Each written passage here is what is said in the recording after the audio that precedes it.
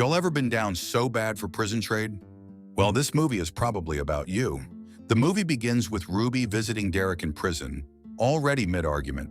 Derek tells Ruby she doesn't need to keep wasting her life by visiting him all the time. But that man is so fine that Ruby is willing to sacrifice for it. She insists it's her choice, her duty, her holy mission.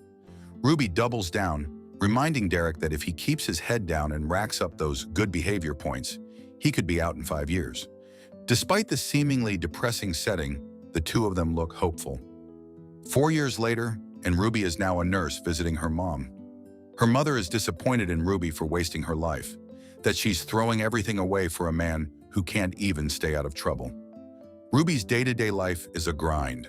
She works as a nurse, pulling long shifts that leave her drained. The money barely covers the bills, let alone the mountain of legal fees attached to Derek's case. But she keeps going, because she's convinced her paycheck is just another brick in the foundation of their future. Her loyalty is staggering. She even remembers their anniversary while she's at work, sneaking away to write Derek a heartfelt letter. Waiting for an imprisoned man is crazy dedication or crazy desperation. After one long shift, Ruby rides the bus home and vents about the late schedule to the driver. When she gets home, she finds flowers waiting for her, sent by Derek from behind bars. After all, nothing says romance like flowers bought by her own money. Ruby beams, puts them in a vase, and for a moment convinces herself that love is still alive. Then she heads to bed, where she has a wet dream of her man's. When she's not working, she's helping Rosie by babysitting her kid. It's moments like these that remind Ruby there's more to life than loyalty and sacrifice.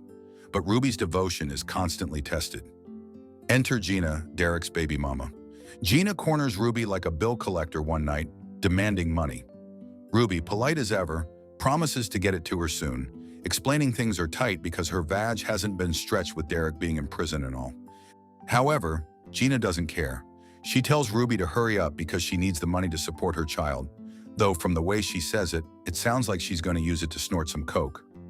Ruby suggests Derek should at least get to see his kid, but Gina laughs in her face.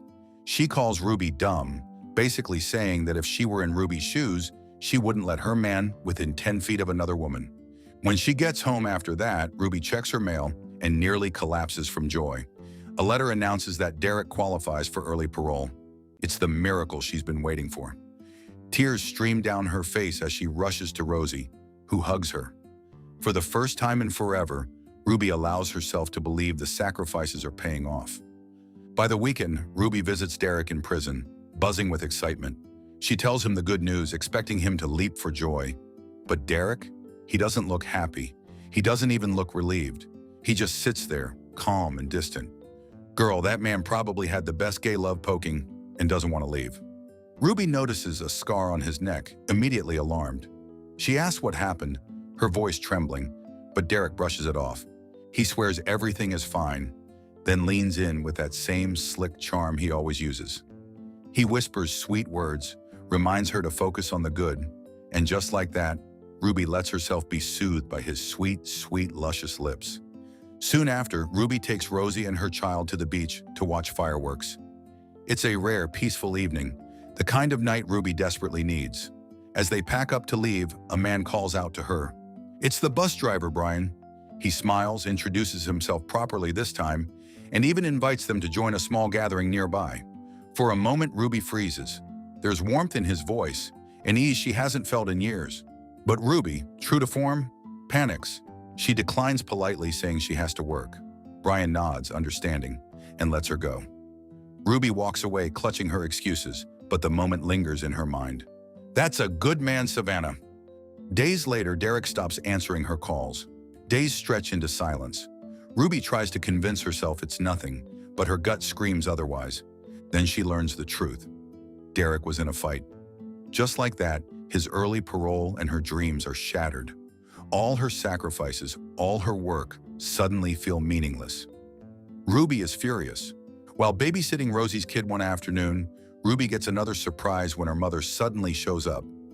Ruth wastes no time tearing into her, demanding to know why Ruby keeps throwing away her life for a dusty man in prison.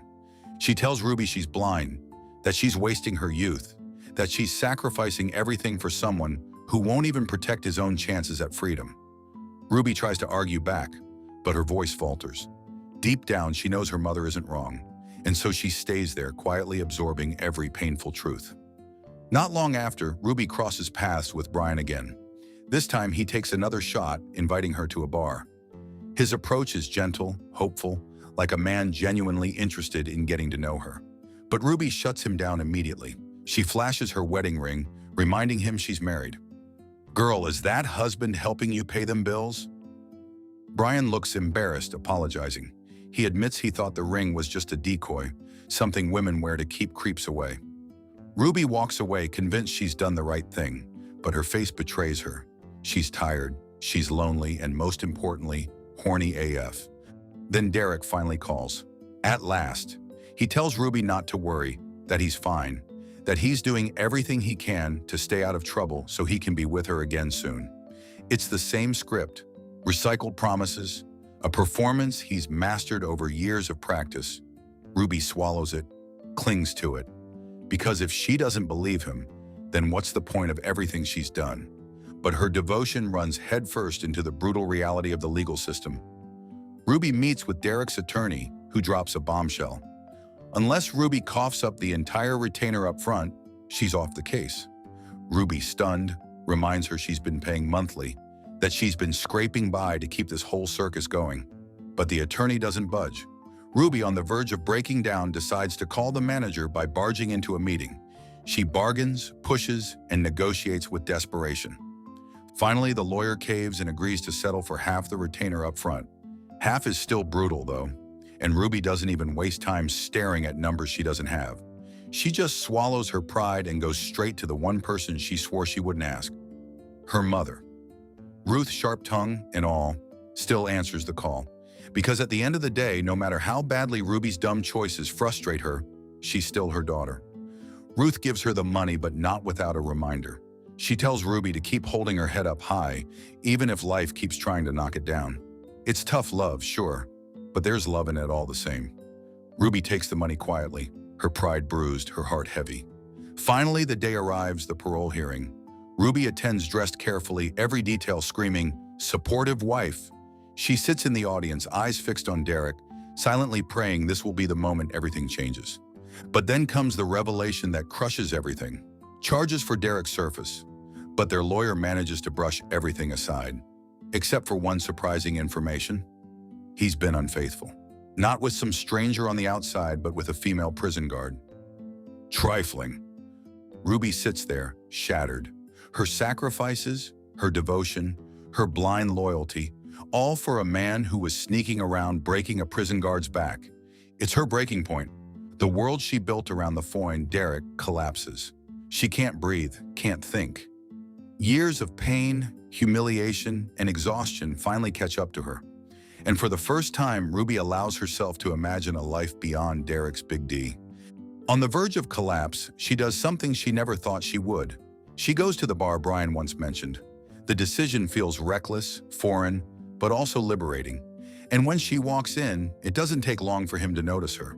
They talk, slowly, awkwardly at first, but then with ease. Ruby learns he has a daughter and that he's separated from his wife. His life isn't perfect, but at least he's honest about it. For the first time in years, Ruby feels seen. Not as a prisoner's wife, not as a woman defined by sacrifice, but as a cutie with a pixie cut. And when the night stretches on, when the loneliness becomes unbearable, Ruby lets herself lean on Brian. For one night, she chooses comfort over sacrifice, presence over promises. For one night, she chooses her pussy. One day, Rosie tells Ruby that Derek isn't worth it anymore, so she needs to move on. But Ruby is still hung up on Derek. Is it your fault what he's doing in jail too? Whoring around with the guard, is that your fault too? What begins as an escape grows into something more. Ruby and Brian start seeing each other, slowly building a connection that feels real. He doesn't demand loyalty to pain. He doesn't drain her. She drains him in a special kind of way, though. He even watches a subtitled film for her. And for once, Ruby feels like she has a chance at happiness that isn't tethered to suffering. Brian tells her he wants to be the next chapter in her life, and Ruby allows herself to believe it's possible. Soon, Derek's friend catches wind of the affair and confronts her. His words are sharp, accusing, calling her foul. If a man was breaking that security guard's back, then Ruby doesn't have to remain loyal. During a birthday dinner, Ruth is pissed at her daughters with how broken of a family they are. Her daughters are so distant from her, so she lectures them for both being broke and without good men. Ruth tells Ruby that she doesn't understand why Ruby left med school. You spend your entire day sitting in the dark apartment by the phone waiting for some Negro to call you from prison, Jesus Lord. Honestly, Ruth is ruthless, but she sees her daughters not at their full potential, so I get it. Torn between what Ruby wants and what she's been conditioned to believe, she makes the painful choice to end things with Brian. It's not because she doesn't care for him, but because she can't juggle the two balls anymore. Her next visit to Derek is different. There's no joy, no excitement, no hope. She walks in with quiet resolve. Sitting across from him, she tells him the words she's been terrified to say. She can't wait anymore. She's done. She has given everything, her dreams, her money, her time, her heart, and he has squandered it all. Derek stares, stunned, as Ruby tells him it's over. But Ruby, even in this moment, shows her strength. She doesn't leave him with nothing. She has all his paperwork prepared, meticulously organized, making sure he won't struggle with it once he's ready to get out. It's her final act of love, delivered with grace even as her heart hardens. Then she leans in, gives him one last kiss, then stands up. As she walks away, it's not just Derek she's leaving behind, it's the prison of her own making.